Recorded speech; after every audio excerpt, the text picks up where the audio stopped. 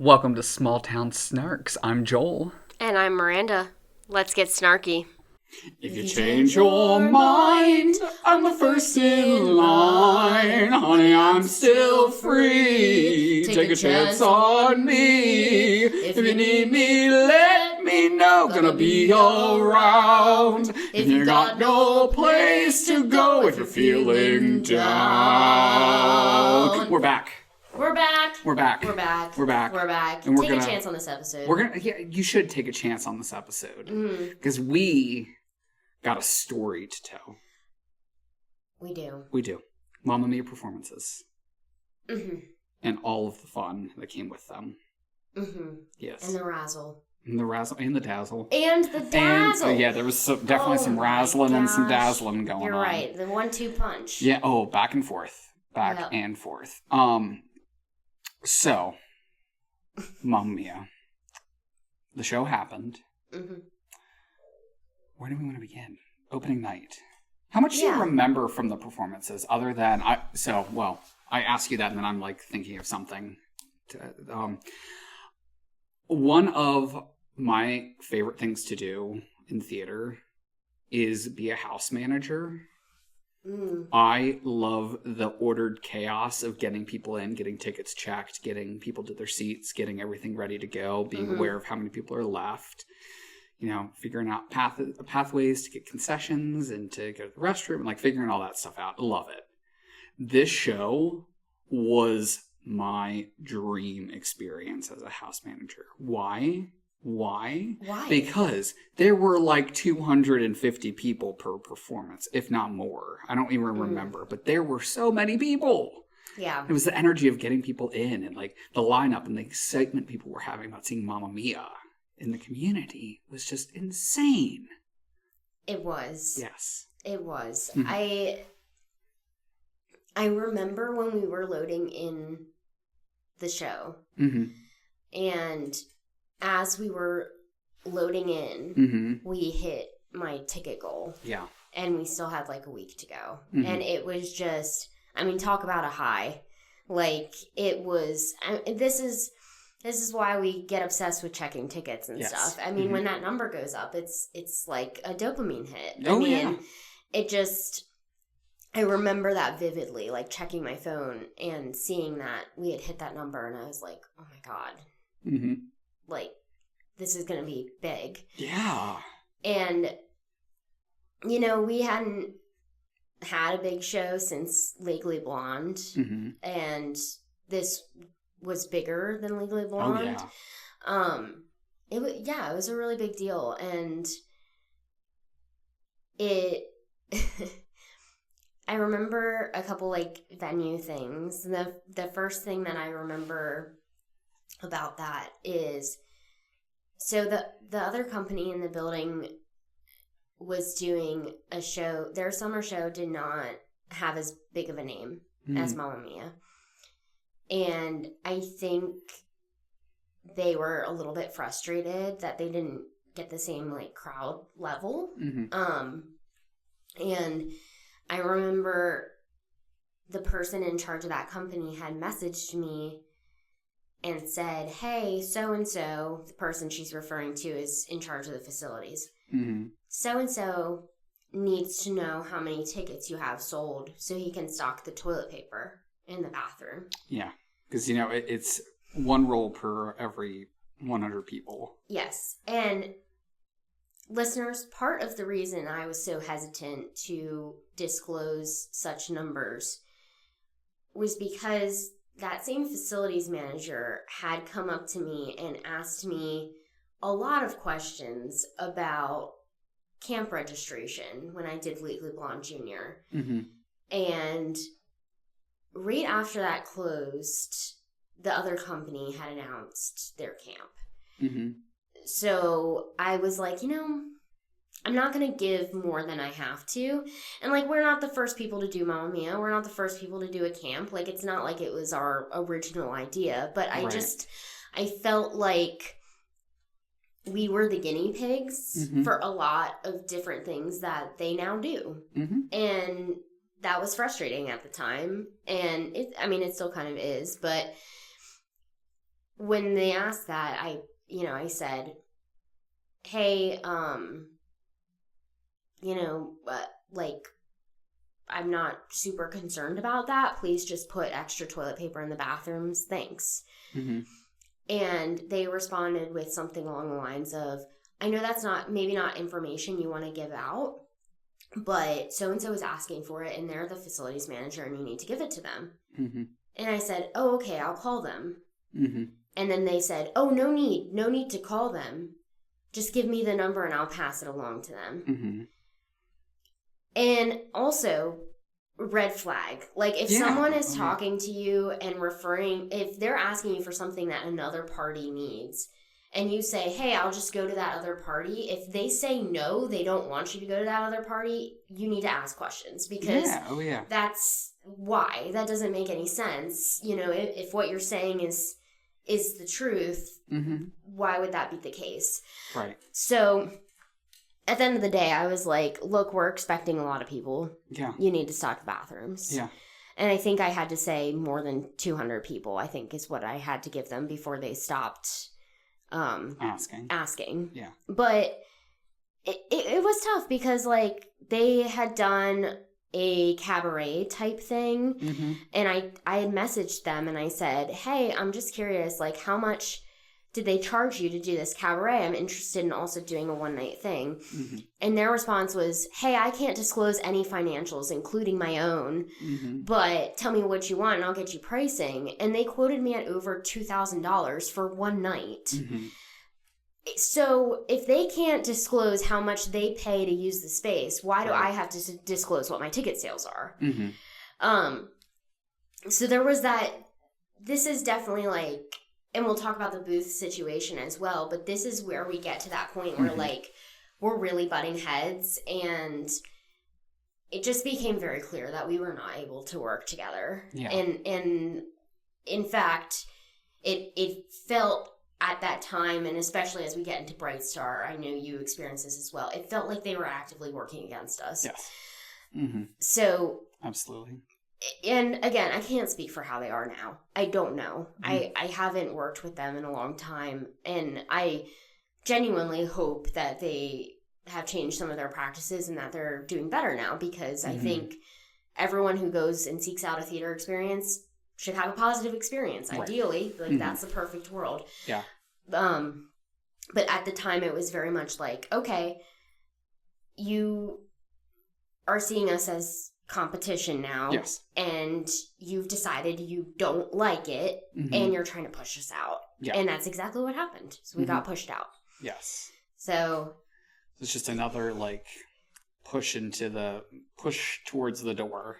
Well, it was around this time too that they said if we wanted to stay, we had to pay $30,000 a month. And yes, listeners, it was a month. A month, not a year. Not a year. A month. A month. Yeah, and that's definitely how much community theaters make in a month. And that's definitely how much that other company was paying per month, I'm sure. Oh, yeah. Yep. So, which, I'm getting on a whole tangent, but that's okay. I think it's important to be transparent about these types of conversations, because I think there are people who wonder, like, how does that work? How does paying for venues work? How does that financial situation work? So we were told $30,000 a month, and I said, okay, we'll be gone after rent in December, because we can't pay that. Nobody could pay that amount. We can't pay that. Right. And I started getting pushback. Well, what can you pay? So I think they thought $30,000 was the start of a negotiation. You can't start a negotiation with that unreasonable of a number. No community theater can pay that. No. We're a nonprofit. Like, what are you talking about? So they were like, okay, well, what can you pay? And I said, we can pay what we agreed upon, which was what we're paying right now, which, listeners, was around $1,000 a month, which as a new company was high for us. We didn't do a show every month. So there were some months where we didn't, like, we were going into the red to be able to pay for that space. Is that a reasonable amount for a venue? Of course. $1,000 a month is huge, and it was huge for us. But we had agreed that it was going to be that amount for X amount of years, and then it was going to be reevaluated. So we had gotten that amount for a year, and then it was, you need to pay $30,000 a month. Yeah. And we said, we could pay what we were paying. They said, well, no, that's not going to work. And then they said, well, what is the absolute maximum amount that you can pay per month? Yeah. And at that point, I was just like, we're good. Yeah. We're going to go figure it out. And it was tough because I knew anywhere else we went, we were going to be paying more than we had paid at this space. Absolutely. But you get to a point where you're like, I am worth more and my company is worth more than how we're being treated in this moment. Yeah, absolutely. And it became just a thing of like, even if they say, like, we would, if they were reasonable from the beginning, we probably would have gone up and stayed there. We really would have. But when you start behaving that way, it got to a point where I was like, there's no deal that makes it worth staying. Exactly.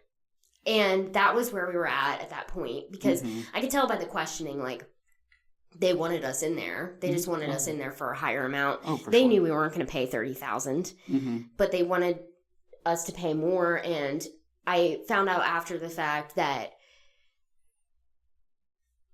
we were essentially, our rental fees were essentially paying for that company to be in there for free. So not only were, our business information and ideas, being watched, but we also, every show, they had like $2,000 to $3,000 more in their budget because they weren't paying for a space. So it was tough. I mean, there's no other way to like say it. It just was tough. Yeah, and I mean, a lot of that stuff was really starting to pick up with Mamma Mia and it gets really bad during Evil Dead. Yeah, and with Bright Star too, and we'll get to that. But you actually hit a breaking point with them as well, and you don't really hit breaking points. Oh, right, exactly. So it had accelerated, and Mamma Mia was the show that we discovered that, and maybe it was the first time, maybe not, but it wouldn't be the last time. It wouldn't be the last time. No. So we were told that we couldn't be in the booth anymore.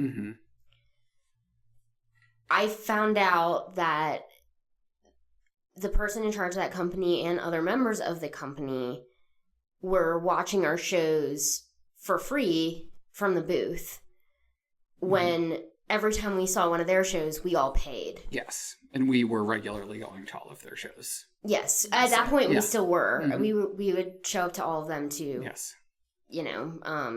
support. Yeah. Oh, yeah. And we realized they were watching. And it really, like, in that moment, I remember just feeling, like, so disrespected. It was like, you're trying to tell me you're going to charge an arm and a leg for me to stay here after we'd already agreed on a price. I helped fund your shows by being here. Now you want my ticket information. And on top of all of that, you're not even going to pay for a ticket to see the show. You don't have to come see the show. But if you're going to watch it, buy a ticket. Right. Like, it was so, it was hurtful. It just felt very icky. It did. And not only that, but they were encouraging, like, their cast to be up there with them. And it's just, like, at that point, you're stealing from a nonprofit. Like, at the end of the day, that's what you're doing. Like, do you feel okay with that? I don't. So, it really started to feel gross. And I think I had kind of realized, like, with doing all these other venues, it's going to be a lot harder, but my mental health is worth something too, and I have to draw the line. I have to draw the line. Yeah. Yeah, and I wish I had drawn it earlier, but I just kind of reached that breaking point at that point. Well, and it had seemed like I was being offered everything I ever wanted on a silver platter, you know? Yeah. Like I said, that initial deal was a great deal. Yeah, until it wasn't. Mm-hmm. So, yeah, just think about that, listener. Nothing is ever free. Mm-hmm. It comes with strings, and like we didn't even have a free deal, but we had a too good to be true deal, and it came with other costs. Mm-hmm. It's too good to be true until it it proved itself to exactly what that statement says. Yeah, it was not true. So now let's get into the more fun stuff of Mamma Mia, because there was a lot of fun, there was a lot of growth with the company in that. What do you remember from performances? I don't remember a whole lot beyond just the energy of people. Like, we had talked about this being, a really big show to happen when it did. I mean, it was right after COVID. Right.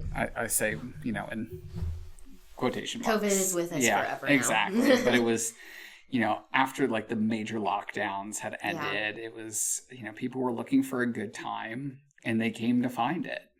And that energy of just having that many people in the audience just ready to sing those songs and be part, like, I think my favorite memory from those performances were the mega mixes at the end. Yeah. Which I know you're a huge, I say very, I'm lying when I say this. Miranda is a huge fan of a mega mix. Listen. When people are seated for so long and then they have to stay for 3 more songs afterwards, I know it's your favorite, but the energy of the audience just getting to join in on those songs, just always a good time. Correction. Mm-hmm. I don't mind the Mamma Mia Mega Mix. Yeah. I have big feelings about the Moulin Rouge Mega Mix, and it makes me angry. Okay. Uh-huh. And the reason it makes me angry is that show, the way that show ends is a very emotional moment. Sure. And then they all go, we're going to have a party now. We're going to sing all the songs. Uh-huh. I like to let people sit with feelings. Sure. And I feel like that was a poor judgment call on their part. Mm. I don't, like, Mamma Mia is, like, fine. You want to sing Dancing Queen again? All right, whatever. Yeah, sure. Uh-huh. Waterloo, it's the only time it appears in the show. Whatever. Just dumb. Also, Joel's hot take. Waterloo needs to be in the show. Where? I mean, I don't know. Find a place for it. The whole rest of the show's story was made up. Work it in there somewhere. I don't know. But how telling is it that the only place they could put it was the palace? They tried. And they're like, it just doesn't fit anywhere. Mm-hmm. Yeah. I don't know. I love those moments. I really do. Especially when it's, like you said, I think it does hit differently when it's a sad ending. And it's like, okay, great. Now we're going to come out here and sing your favorite pop hits from the early 2000s. Get ready, everybody. So I get that. Yeah, I think that's one of the positive memories, though, that I have from those performances was just this overjoyed energy of, oh my gosh, we just saw Mamma Mia right here in Carroll County. Yeah, and that's when people got to sing along, because I did tell people, I was like, please don't sing along throughout the show. Yeah. You will be able to sing your hearts out during bows. Mm-hmm. And they did, and it was awesome. Yeah. Like, especially, those older ladies, they do love it. They love them some Mamma Mia. Mm-hmm. I don't know what it is. Like, we did not sell alcohol at this show, but it just possessed them. Old ladies, and also, I know a lot of people just from that generation of music that are just such ABBA fanatics. Yeah. Just love it. They love it. They'll travel to see ABBA tribute bands. Like, they love it. They love it. The concept of tribute bands just cracks me up. I also just, we've talked about this. Yeah. I just don't like concerts. That's true. That's my hot take. So. Do you have anything from the performances prior to Sunday afternoon? Doomsday. Doomsday. No, I mean, it was going smooth.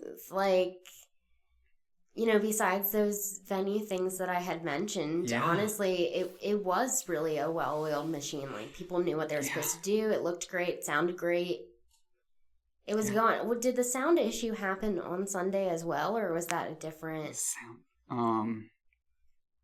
I think that was a different day. Okay, so that was something where one of the performers' mics died. Yes. And we ended up lowering the volume, and everyone just kind of clicked and handled it super well. But, you know, aside from that, it was pretty seamless. I mean, not a lot. Until it wasn't. Can we talk about Sunday? I'm ready.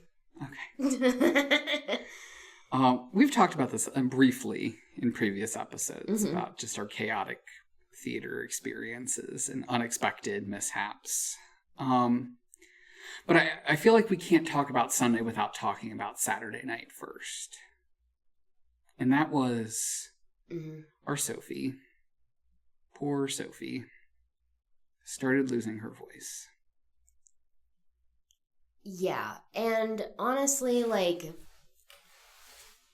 we didn't really think it was a big deal. Yeah. I'll be honest, because it wasn't lost. It was just, you know, she was struggling a little bit on the higher notes. And we were just kind of like, just modify it. You'll be fine. You got one more show. You'll be fine. Mm-hmm. And should I share, like, my perspective of Sunday morning? I feel like... Yeah, and I'll jump in when you were when you bring... in. Yeah. Please do. So, I had a friend that was in town to see Mamma Mia, and it was actually a surprise for me. Like, this is when my friend Amy and we were on a trip to Europe, and we met another couple, and we became friends with them. So the girl from that couple came and stayed with Amy, so they could both see Mamma Mia, and it was awesome. It was amazing. And the only time I could really, like, spend with them was getting breakfast Sunday morning. Yeah. So I got up and drove out to Sykesville to see them Sunday morning and have some breakfast. And I remember one of our core members of the team was texting me and basically said, "Hey, person that plays Sophie has been texting me all night, and they're kind of getting into their head about the fact that they're losing their voice, and I don't know what to do." And I'd called the person on our team, and we were talking about solutions, and I said, I think the best thing is I was like, it's anxiety. Give them step-by-step instructions. Like, tell them, like, I need you to get up, take a shower, get ready for the show, drive to the theater, we'll take it from there. Yep. And they did. They got ready, and they drove to the theater. And at this point, like, I wasn't freaking out, like, at all. Like, we had dealt with things like this before. So I was just kind of like, get them to the theater. They'll be fine. They just need to take a minute, and we'll modify the songs so that they can go on. Yep. And I remember just sitting there having breakfast, and, you know, I was like, yeah, like, the lead's kind of losing her voice, but, like, it'll be fine. Yeah. And I drove to the theater, and when I got there, and the lead had walked in, and she was in tears, and I remember me and the person on our team talking to this girl, and the person on our team was like, you know, can you do this? And I'm so glad that she handled this conversation, because in my head, I'm standing there and I'm thinking, why are we asking a question when there is no question? You need to go on. Like, and that was not the appropriate response in that moment. Like, she was definitely thinking person first, show second. And that's why I'm glad she had the conversation. Yeah. And, she was very much like, what do you want to see happen? Yeah. And she was just kind of like, I don't think I can go on. She's like, I'd rather someone else go on and I can like come out for the ensemble stuff. And then we said, okay. This when I started to freak out because not only do you have someone else going on for the lead, you now have the lead in an ensemble track that they've never practiced. Right. Because they were never going to go on for ensemble. Right. So the original plan was that Abby was going to go on for Sophie. And Abby wasn't in the show. She choreographed the show. Right. So that was the original plan. At this moment in time, I think it was right after I had that conversation, I stepped into the hallway and I called you. Yes. Can I reenact this phone call? Okay. So I'm driving up the road. Yeah, as you do. Yes, as I do. Whenever Miranda calls me, I typically say, "Oh, I'm on my way. I'm heading up the road now," which could be 30 minutes, could be 5 minutes away. It could be. It's a really fun guessing game we do. It is, and it's because Joel doesn't use a GPS and he just assumes he knows how bad traffic's going to be. Fair enough. So I get a phone call and it's Miranda, which is not uncommon on show days. It's the conversation usually goes, "Hey Joel, you're on your way. Can you pick up ice? Yeah. Can you pick up some extra sodas, some candy for concessions?" I'm like, okay. Miranda's calling to check in. Answer the phone. "Where are you?" That's the first thing Miranda says. And I say, "Oh, in my casual way. Oh, I'm coming up the road now. What's going on?" "I need you here now." "Okay, what's going on?" "Abby's going on as Sophie." I hear that, and two things happen. The first thing is, holy heck, Abby's going on as Sophie. The other thing that pops into my mind is, oh my gosh, Abby's going on as Sophie.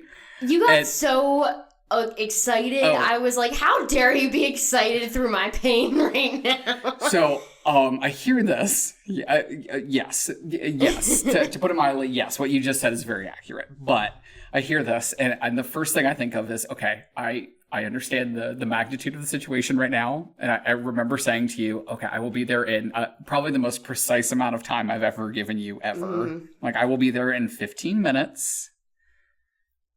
When I get there, I will help in whatever ways that I can. I remember hanging up the phone, and the giddy Joel popped out. Like, this is what theater is for. This is why we do what we do, and the fact that, like, live theater, you never know. I'm just trying not to poop my pants. It's very different experiences. Right, and I mean, we'll talk about more from, like, a logistics standpoint, but, like, I'm thinking in the back of my mind, I'm like, oh my gosh, we have to tell the audience, like, these people's families don't know, like, there's just so much going through my mind. So I'm, like, racing to get to the theater. And I remember walking in, and by the time that I had arrived, plans had changed. You want to pick up from there? Yeah. Yeah. So, audience, listeners, as you know, I've talked about this before.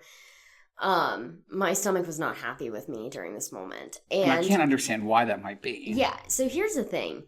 My fight or flight completely kicked in. Like, my body did not know the difference between an understudy is going, well, not an understudy, someone else is going on for the lead versus you're being chased by a bear and you might die. So my body didn't distinguish the difference. So I was struggling. And I went back to Abby, and Abby was already practicing with other people. She had the script in her hands. As she will. I am so surprised that Abby did not have every role already memorized, because that's the type of person Abby is. But, she was ready. Of course. She was very calm, or at least outwardly very calm. As a professional. Right. Always is. I remember I was like, do you think you're going to have to go on with the script? And she was like, I mean, I'll do my best, but yeah, I think I'm going to have to go on with the script. Uh-huh. And I walked back to the sound and light area, and I was talking to Jacob, and I was like, how bad do you think it is if Sophie goes on with the script? Mm-hmm. And he goes,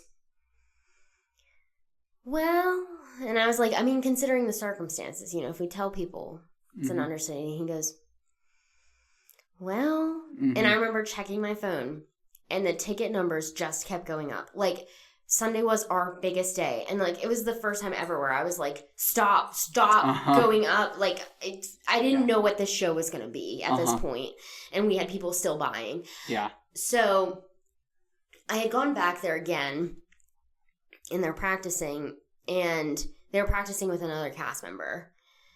And I was watching, and in that moment, I was like, wait a second. We'll call this person Lucy. Lucy, do you know all of the lines? And Lucy was like, yeah. And I was like, okay, you're going to go on for Sophie, and Abby, you're going to go on for Lucy's part. Mm-hmm. Total flip. Yep. So then we're in full rush mode of getting Lucy ready to go on as Sophie, getting Abby ready to go on for Lucy's part, and getting our lead ready to go on for the ensemble track. Yeah. I just have to say, you describing this reminded me of what I walked into when I came into that space. So I walked in through the front door of the theater when I arrived, and I see you and Lucy going towards where all of our costumes were, and I ran into Abby. And I don't, Abby probably remembers this a little bit better than I do, but I remember a conversation along the lines of, you excited, like, you're going on, and Abby looking at me and being like, I am excited to be going on, but not as Sophie. I was like, I'm sorry, what? Like, I just talked to Miranda 10 minutes ago and you were going on. And then the comment essentially was made that you were going with Lucy to look at wedding dresses because you needed a wedding dress for the wedding scene in Mamma Mia. And I was like, I'm sorry, we're not only getting one understudy, we're getting two understudies? Which, by the way, I had already told the cast the original plan. Like, I had them circle up, and I was like, this is what's happening. It's going to be okay. Like, we're going to get through it. Then I had to go back and say, never mind, this is what's happening. Yes. And I was like, this is it. Y'all need to step it up. You can do it. You know the show. Now's the time. So I ran her back to get costumes, which, by the way, I will give myself a moment of credit because good on me for recognizing, oh, this person knows the part and could go on. Yeah. Like, and even in my panicked state, I was like, wait, this is an opportunity. And by the way, listeners, I did reach out to this person to see if they'll send in a voice memo. And if they do, we will listen and react to it some point. Right now or at some point. It'll play right now. But, I mean, this experience was so unique. Like, just, it was wild. So, got their costumes, got them ready to go. Got Abby costumes, got her ready to go. Yep. Got the lead some costumes because she was going on as ensemble. There's a hair in my mouth. Oh my gosh. Sorry. I got so flustered. Yeah.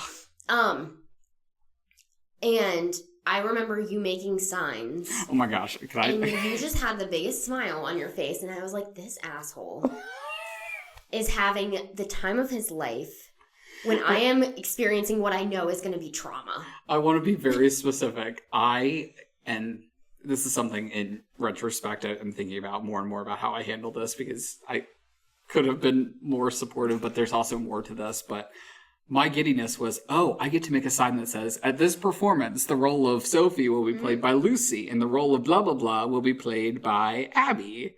And I was finding paper, I was getting a marker, I was like having a grand old time. I know. And It was, like, someone needed to do it. It Yes. was a task that needed to get done, but the look on your face, I was like, stop enjoying this so much. Like, I'm freaking out. And in hindsight, I should have asked for more toilet paper probably, but I didn't know this was going to happen. I will say, I mean, with the audience arriving, that this is where my regret from that, like, gleefulness really kicked in. And it really put things into perspective for me a bit more, and I definitely would have handled things differently in hindsight. But I remember those family members coming in, and people, there was no time to say, hey, you know, I remember, like... Lucy's mom. I remember Lucy's mom coming in. I remember Abby's family coming in. And I was like, oh my gosh, I get to tell them X, Y, and Z. And I always remember saying to Lucy's mom, Lucy's going on as Sophie. And the first thing that Lucy's mom said was, is the original Sophie okay?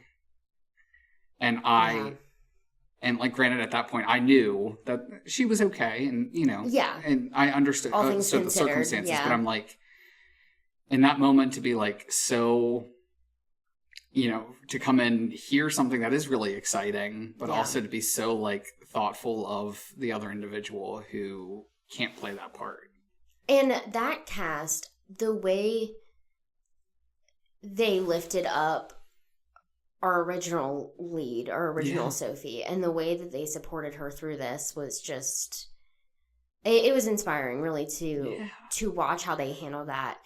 Because it's hard. Like, they care a lot about this show, too. It definitely threw a wrench in everything. Like, we didn't have a planned understudy. It was overwhelming. Like, all the things. And I remember we did a big circle, and, you know, I was just telling everyone, like, you know the show, and, like, your job now is to help Lucy navigate the show. She hasn't done this, but she knows the part. Yes. And, like, if she's not in the right spot, move her to the right spot. And it was an added layer that none of these performers had to think about for any of the other performances or rehearsals. And it was just thrown at them. And I could tell they were kind of, like, anxious. But by the end, people were getting kind of excited. They were like, okay, like, we can do this. We can make this happen. And there were certain things that we ran, like getting her into the wedding dress, because that's on stage. So we, like, ran that. I have some video of her and our original Sophie running lines together backstage, so she would be ready to go. And I remember being at the board, ready to press play on that first track. And I had just given the speech, so-and-so is going on for this, blah, blah, blah. Enjoy the show. And lights went down, and I was just like, here we go. Yeah, it's like throwing a Hail Mary. Yeah, I was like, let's see what happens. And the first time that it really hit me was during Thank You for the Music. And I looked at Jacob, and, like, we were just both crying. Like, it was just such a moment. Yeah. It's almost impossible to describe, like, how it felt. Because it was, like... I think it was a pride thing. It was a proud moment of the show we've created, but not just that. I was so proud of our cast. Oh, yeah, for sure. Like, the fact that they were able to pull that off, and also watching this moment for Lucy and being like, she's going to remember this forever. Oh, yeah. And it was amazing. Yeah. And during Voulez-Vous, there were very specific spots that Sophie had to go to with the dads. And I remember watching each dad gently grab her and move her to the spot she needed to be in. And it just, like, watching everyone come together and make that happen, like, it really literally required every single person working hard to make that happen. Yeah, for sure. And it was theater magic. It really was. And at the end of the show... Lucy and our original Sophie came out and bowed together at the end. And I mean, when else do you get that? Never. Like, that was a once in a lifetime experience. So as traumatizing and scary as it was, I think I even said this in my speech to the team. I said something along the lines of, your worst nightmares aren't actually that bad when you have a good team around you. Mm. And I think that's so true. It's For like, sure. that was a worst case scenario in my head. Like, I never wanted to go to that place because I was like, what would we do if... Yeah. That's classic anxiety, right? What would we do if this, and this happened on the Yeah. first Tuesday of the month, and then Uh-huh. this, and this? I try not to go there. So this was a worst case scenario, and at the end of the day, it wasn't bad because Yeah. I had a great team of people who made it happen. Yeah. I will say, I'll never forget the conversation you and I had right after this happened. And we have been very, very cognizant of this since. Mm-hmm. There is rarely a show that goes by where we don't at least have an inkling of who would go on. Yeah. If we don't have a dedicated understudy, we don't have an inkling of who would go on in the case of an emergency. We know what the steps we would take would be Yes. if something happened. Exactly. Yeah. There's not a show that goes by where we don't have, that's not, at least in the back of our mind. And we have been much more thoughtful about having dedicated understudies in the case of something like this happens, especially when it's a role like Sophie, where there is so much going on in the show. It's just, it almost seems, it has to happen. It has to happen. Yeah. And by being prepared for it, it makes that process a lot less chaotic in the way that it was that day. But we were very fortunate that everything kind of lined up perfectly. Yeah, I mean, we just, and by we, I mean the collective we, everyone there, we took care of business that day. Absolutely. We really did. We all locked in, and we made that thing happen. You didn't have to give a single refund. No. Not a single refund. No one was upset. They got Mamma Mia. Yeah. They got what they came for. And it was good. I mean, it was a good performance. Yeah. It, if I didn't make the announcement, you wouldn't have known. Right. And even at Applebee's afterwards, I was showing the video to Jacob of the Lucy rehearsing with our original Sophie, and he just started crying again. Yeah. It just really hit him in the feels. And I think for him and honestly for all of us, it was just a moment of, oh yeah, this is why I do this. Yes. Oh yeah. It's what we train for at the end of the day. Right. Yeah. And it didn't matter if you weren't a fan of certain people or whatever, you were all on the same team in that moment. And that's how I knew we had created a good environment, because if the vibes had been off, that would not have come together. No, absolutely not. No way. Absolutely not. Yeah. Wow. Well, that is quite the tale of Mamma Mia performances. Yeah. I will say, listeners, we've got one more bonus interview from our Mamma Mia extravaganza coming up. But then we're going to put Mamma Mia on a shelf for a little bit. But she'll always be there. She'll always be there. Yeah. And we'll always say thank you for the music. The songs we're singing. Thanks for all the joy we're bringing. Who could live without it?